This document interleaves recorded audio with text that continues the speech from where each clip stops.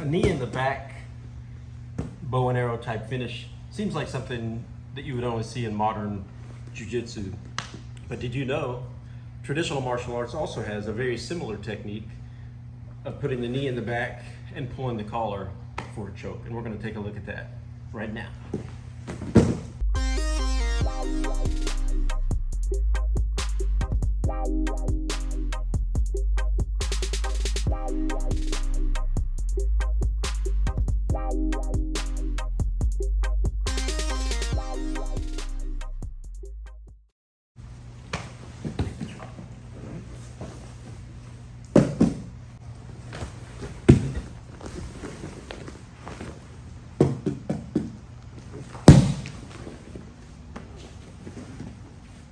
So there's a traditional technique called Kata-ha Dori off of a stomach punch or a knife strike that actually ends with a choke from behind and a knee in the back, which is similar to our modern day bow and arrow chokes, some variations, but you wouldn't expect it from an old school art. So if she strikes at my stomach, I move offline and I use my stomach actually to try to get an arm bar as I weight her down. What's important though is I know she's going to try to push up, and I already have my hand in the collar as I weight her down. So as she starts to rise, I'm pulling this grip, switching my knees to one knee in the back, and here's the choke, but I also have the addition of this arm, which extending or hyperextending the shoulder, arm bar, both of these are in position. But this is an interesting traditional choke that you wouldn't expect. So obviously there's variations, you know, this turning into a live roll. We do everything we can to achieve the submission. But I can take this original technique.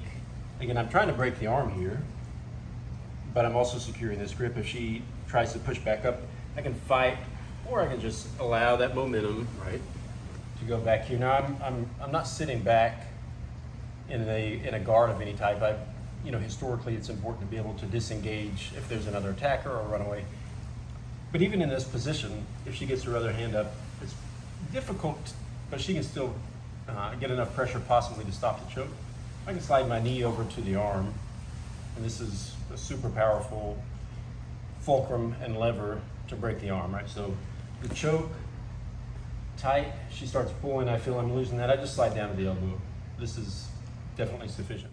So obviously the importance of getting a tight grip in the collar, as we know, is very important. Kind of practicing this very lackadaisically and getting too low. Some schools may practice where they're not really focused on the choke, but for the traditional technique. However, we know doing Brazilian Jiu-Jitsu that you have to have the collar grip secure, and I don't have the luxury of bringing my other hand over to tighten it up. So I make sure that when I use my shoulder weight to go down, I'm really focused on this grip as high as I can get. And I also don't want to grab at her elbow or higher, because she can engage her arm now and start fighting. So it's pretty crucial that I maintain this grip, ideally torquing her wrist out.